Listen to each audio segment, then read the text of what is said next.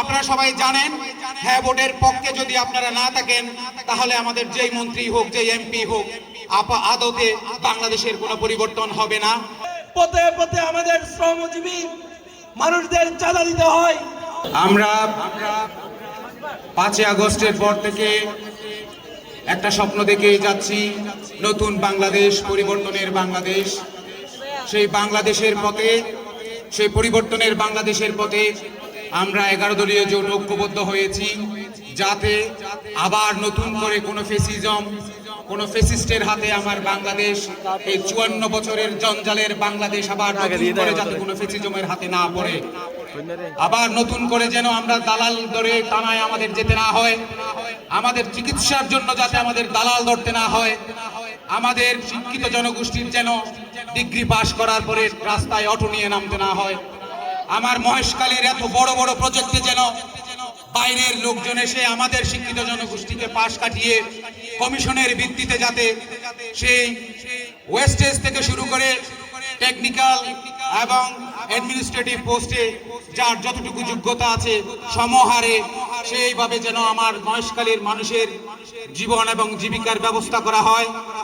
যাদের ইচ্ছা জমি অধিগ্রহণ করবে, যাদের ইচ্ছা নানা ধরনের প্রকল্প নিবে, কিন্তু আমাদের স্থানীয় জনগোষ্ঠীর যে চাহিদা, যে ইকোসিস্টেম, যে পরিবেশ, যার উপরে আমরা 100 বছর ধরে মহেশখালীতে বসবাস করি, তার উপর থেকে আমাদেরকে উদ্বাস্তু হিসেবে পরিণত করবে, সেই রকম কোনো শাসন আমরা আর চাই না। আশা করি আপনারাও আর চান না। একই পরিবারের হাতে, একই গোষ্ঠীর হাতে ক্ষমতা কেন্দ্রীভূত থাকবে, ক্ষমতা বারবার তাদের হাতেই যাবে। আমরা আশা করি তার বিরুদ্ধে আপনারা এবার রায় দেবেন। আমরা ডক্টর হামিদুর রহমান আজাদকে 11 দলীয় জোটের পক্ষ থেকে এখানে এমপি প্রার্থী হিসেবে পেয়েছি। রাশেদ প্রধান সাহেব যথেষ্টই বলেছেন, খুব ভালোভাবে বলেছেন, আপনারা মন্ত্রী নির্বাচনের জন্য রায় দেবেন। আমরা আশা করব আপনারা সবাই জানেন হ্যাঁ ভোটের পক্ষে যদি আপনারা না থাকেন তাহলে আমাদের যেই মন্ত্রী হোক যেই এমপি হোক আদতে বাংলাদেশের কোনো পরিবর্তন হবে না, কখনোই হবে না। আপনাদের হ্যাঁ ভোট এবং দাঁড়িপাল্লার পক্ষে হামিদুর রহমানকে জয়ী করার আহ্বান জানিয়ে এই মহেশখালীকে নিরাপদ এবং সুষ্ঠু প্রশাসন, দালাল মুক্ত প্রশাসন, আপনার পরবর্তী প্রজন্মের জন্য উজ্জ্বল ভবিষ্যৎ গড়ার লক্ষ্যে হ্যাঁ এবং দাঁড়িপাল্লার পক্ষে আপনারা রায় দেবেন। জিওপলিটিক্যালি কক্সবাজার 2, মহেশখালী, কুতুবদিয়া, যেখানে ন্যাশনালি এবং গ্লোবালি সারা বিশ্বের চোখ দৃষ্টি পলিসি মেকিং যে জায়গার উপর নির্ভর করছে, সেই মহেশখালী কুতুবদিয়ায় আজকে আগামী রাষ্ট্রপ্রধান মহেশখালী কুতুবদিয়ায় আগমন করতে যাচ্ছে। এটা আমাদের জন্য অত্যন্ত সৌভাগ্যের একটা বিষয়। খুব সংক্ষেপে কয়েকটা কথা বলবো।